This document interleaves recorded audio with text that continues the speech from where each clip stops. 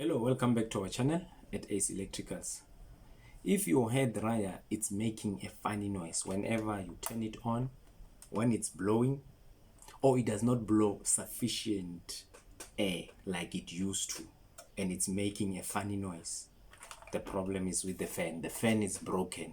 So a broken fan cannot blow enough air to cool off the element. So in the near future, your hair dryer will start overheating. The funny noise is because there's no balance within the fan wheels, because one of the wheels are broken. So that's where the noise comes from.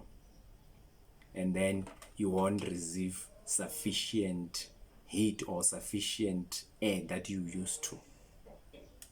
You need to replace the fan if it's repairable. If it's replaceable, you need to replace it.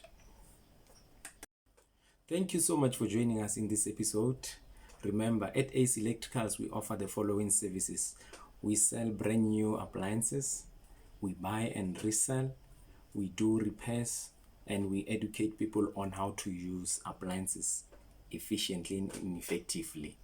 If you want to participate in helping to grow this channel, please subscribe, like, comment, and share. Thank you so much for watching. See you in the next episode. Bye.